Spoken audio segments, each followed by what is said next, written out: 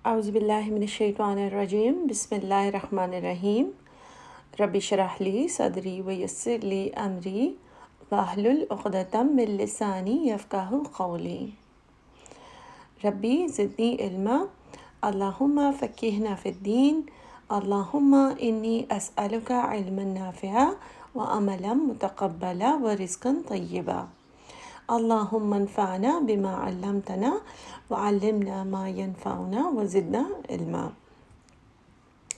Inshallah, we will be doing ayat number 240 to 41 and 242 today, Surah al-Baqarah. Ongoing theme of this part of the surah was about the divorced women and the iddat period or the waiting time, and Allah subhanahu wa ta'ala now also mentions what to do when a person dies and leaves a widow, and how she can stay and how to take care of her. So ayat number 240, wallazina, and those who yutawaffawna. The root is wafi wafaya, which basically means to complete. Alright, so the completion of life is death. So fourth is basically used for the word death. Yutawaffawna, those who die, minkum, among you, wa, and yazaruna. Wow, zal ra means leave, wa, and so, and starts with ya. So, and they leave behind azwajan, their wives. So one or more wives. Then they and leave behind their wives. So what should they do? Wasiyatan, they should make a will. And wasiya means to have a will or to have a last or very important advice for somebody, something that is really important thing to take care of. Wasiya, the root is waw swadiya. It could be for any topic, but usually it is used for something that a person needs to do after their death, or the others need to do after their death. So wasiyatan, and they should make a will, li, for azwajihim, for their wives, mata'an. So mim ta'ain means provision, so for their wives. Okay, what is, now it's talking about what the wasiya should be. Mata'an, there should be provision. Ila, for al-hawli. Ha wa lam means 1 year, for the year. There should be provision for her for 1 year. Ghaira, without. Ikhrajin. Kharajin means exit. So they should be provided with the necessities, with the food and the shelter and the clothing, without driving them out. Ikhraj. So they should not be pushed out that, okay, your husband has died now, our son has died, there is no place for you, you should also leave. Nothing like that. So she should be taken care of for 1 year at least. But if kharajna, kharajim, if they leave, meaning the widow wants to leave before the 1 year has passed, fala, then no junaha, blame, alaykum, upon you, blame upon you, meaning if they want to leave, then it's not like it's a requirement that they have to stay for 1 year and you will be punished that she left. Why did she leave? Don't let her leave. No, nothing like that. It seems like you should take care of her if she has to stay, if she wants to stay. But if she wants to leave, then there is no blame upon you. Fi, in ma, what fa'alna, they do, meaning what she is doing. Fi, in anfusihinna, themselves, with her nafs, whatever she is doing, whether she wants to continue her job, she wants to study something, she wants to stay a housewife, she wants to start work, she wants to do something. So she should be allowed, and it will not be a blame upon you in whatever she does with her nafs. If she wants to get married, and it's not like you have a say, you cannot say anything. Mim maruf, in what manner? In the maruf manner. So as long as she is doing it not in a weird way, not in a wrong way, not in an un-Islamic way, as long as she's going out for her job or business or education, or if she wants to sell her jewelry, or if she wants to get married to somebody else, anything that she is doing in a very decent manner, in a very maruf manner, within the bounds of Sharia, then you will not be blamed. Wallahu, and Allah, Azizun is almighty, Hakim is all wise. So the thing over here to see is that this ayat technically is abrogated, because we know for now that this was at the time when the waiting period of the widow for 4 months and 10 days was still not announced. However, most of the scholars agree upon this, that even if the ayat related to the widow's waiting period being 4 months and 10 days has come, this still should be practiced, because if she's staying, if she wants to stay, then she should not be pushed out. She should not be treated badly, that our son died because of you, and you did this and you did that. Oh, you're selling the jewelry that he gave you. Oh, now you're doing this with your property. Now you want to go out and leave this house. You should stay here. So she should not have that kind of obligation that she cannot leave that house. She should not be pressured into staying there, because sometimes, and some families, they will keep the widow apparently to take care of her, but she becomes the maid of the house, and she's just taking care of everyone, and she's like cooking for everyone and cleaning. As long as that was part of everyone's duties, that is fine. And if she wants to live there and continue doing that, she's fine. But if she wants to leave, she should not be looked down upon. She should not be treated badly, that why she's making the decisions about her life that she is, because Allah subhanahu wa ta'ala is allowing her. Only thing that Allah subhanahu wa ta'ala, only circle, only boundary that Allah is telling her and brothers and fathers and all those people around her, that she should be doing it in a fair manner. Then you will not be, people sometimes taunt the widows that, oh, now you're going to do this, and what will the society say that we are allowing you to do these things, and you're going to run a business and it doesn't look good and stuff. Allah subhanahu wa ta'ala is saying there is not going to be any blame upon you if she wants to leave and she does anything with her nafs. So it's a very cultural thing. Sometimes people are just bound into doing wrong things, and sometimes when some of the ayats of the Quran that we read, it feels like many people from our culture, they should be aware of these things. They should not be treating others badly, their daughters-in-law badly, just because other families are doing it. Okay. So another thing to see over here is that directly it is addressed to the in-laws family, because the woman was either living in the husband's house and they want to vacate it, they want her to go so they can start selling the property and divide. If it is done in a fair manner, if it's done in a proper way, because Islam does encourage us to divide the property and divide the inheritance as soon as possible. And so if it's done after the widow's iddah, the waiting period of 4 months and 10 days, it's good. If she's taking some time, people should be patient with her. People should not rush her or be rude to her, to give her any pressure that we want the house. So everything, when it's done, when it's decided, and if there is a shura, like meaning like everyone's sitting together, meeting, and things are happening in a way that it is good for especially the widow, because Allah subhanahu wa ta'ala does talk about inheritance, but over here repeatedly Allah subhanahu wa ta'ala is taking care of the women, because they are the ones who were not treated so nicely in Arabs as well. And also we see that in subcontinent, also in many other parts of the world, we see that it's very easy for the people, for the families, to not give the rights of the women. So Allah subhanahu wa ta'ala, out of all the other things, Allah subhanahu wa ta'ala is making sure that the family treats her well. Family does not give her any kind of problems. Okay.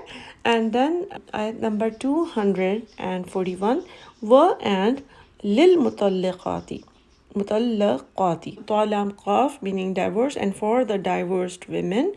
Now Allah subhanahu wa ta'ala is talking about the women who got divorced. Now when the divorce happens, two people separate, right? Two people get divorced, but Allah subhanahu wa ta'ala has mostly in we see that many people who don't understand Quran properly, there's a lot of propaganda about, oh, men have the right and men are allowed to give divorce, and why is this and that in Islam.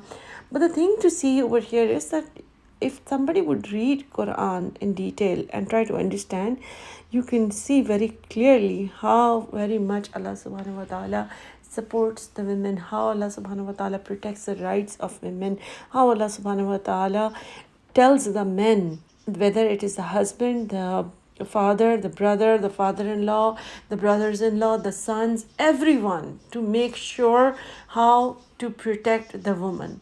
So these are the same men that Allah subhanahu wa ta'ala has given the right, but Allah has made sure that they use their right properly. They do not abuse the rights of the women. So over here, Allah subhanahu wa ta'ala mentions ayat number 241, walil mutallaqati, and for the divorced women, mata'un, there is provision, bil ma'ruf, in a fair manner. So something should be given in a ma'ruf manner, meaning this is not talking about the dowry that we talked about earlier. It talks about kind of a sort of a gift or the dua or a proper way to say goodbyes to the women, to the extent that if the divorce is happening, it should be happening in such a nice, decent manner that the husband should, even if in Islam it is not his responsibility to give her the provision for after the final divorce happens, but Allah subhanahu wa ta'ala mentions that there is a provision in a fair manner. So make sure that she's going to be fine. Don't just push her out, kick her out of the house and say, I don't care where you go. Just, So Allah subhanahu wa ta'ala over here is protecting her right and making sure that the husband says the goodbye properly, maybe even gives her a gift, at the least, in dua, and see that she's in secure hands, she has some family to go to. Haqqan, it is a duty, haqq, ala, upon al-muttaqeen, upon the righteous. As I already said, that Prophet sallallahu alaihi wasallam also, even in his last sermon, in Hajj, Prophet sallallahu alaihi wasallam told the people to treat their wives, treat their women very nicely, to be very careful about the treatment of women.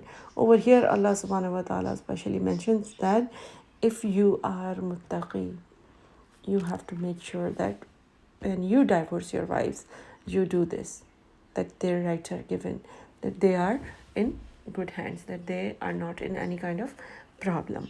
Okay, then 242, kazalika, thus, this is how, yubayyinu, bayanun, meaning makes clear, Allahu, Allah, lakum, for you, ayatihi, his verses. So this is how Allah subhanahu wa ta'ala clarifies his verses. So Allah subhanahu wa ta'ala does not just tell you that these are the guidelines, this is how divorce should happen, this is how things should happen. Allah subhanahu wa ta'ala makes sure that you understand them clearly, that you are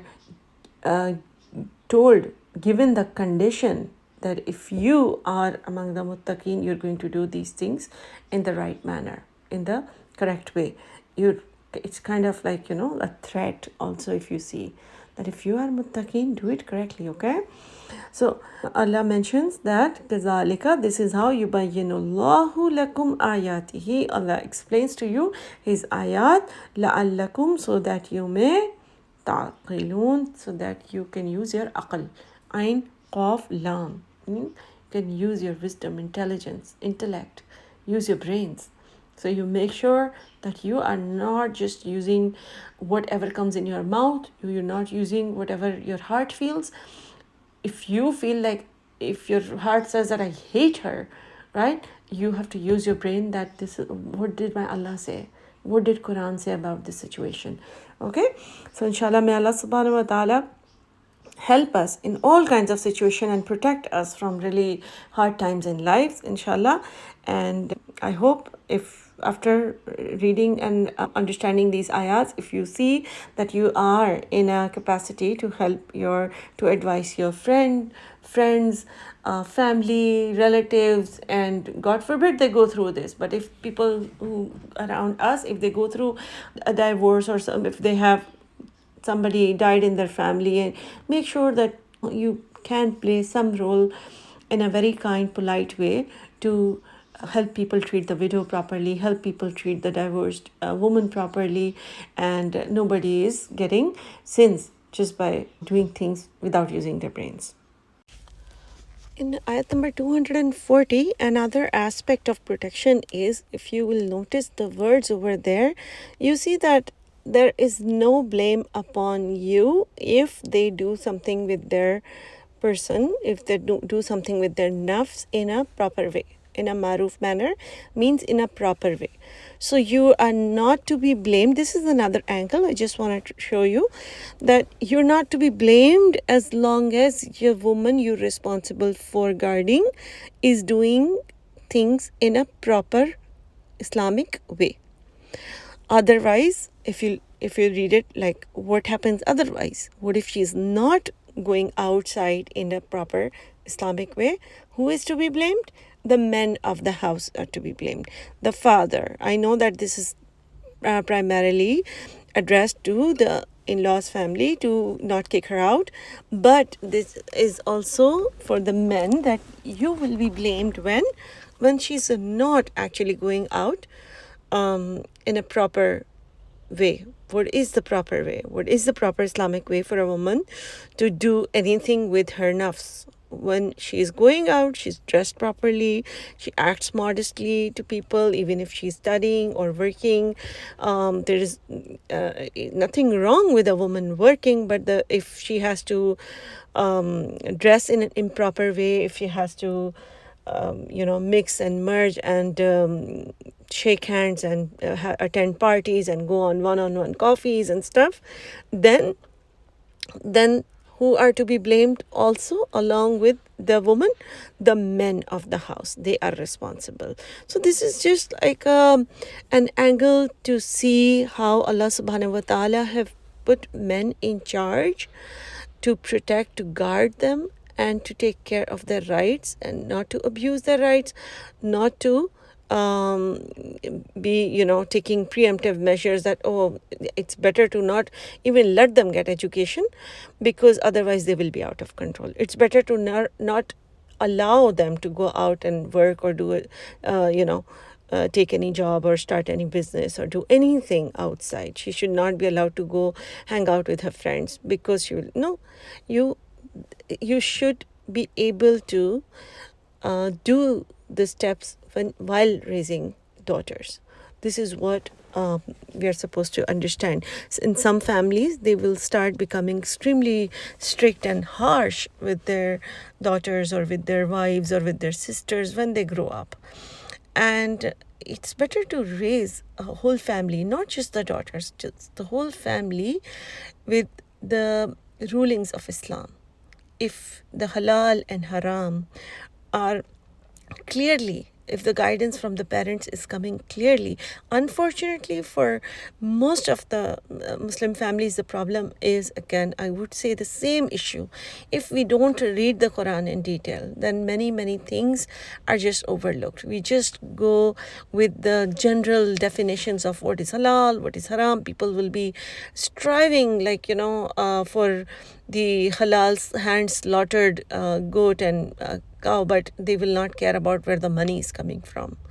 So, and they will be dealing with bribery, they will be dealing with interest and all kinds of things. They will be dealing with businesses of all kinds, right? And then in the same way, so one thing they will be very strict about, that, oh, we want to eat the hand slaughtered meat, but where the money is coming from. In the same way, sometimes they will be extremely strict and harsh about where the sister or the wife should be going, but while raising them, they will not have taken the proper precautions. I'm not even talking about just raising daughters a certain way, even your sons, because this is how the society is made.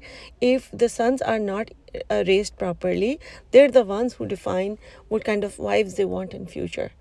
And that is how different households, they say that, no, we cannot have our daughter wear hijab because then the proposals don't come for her.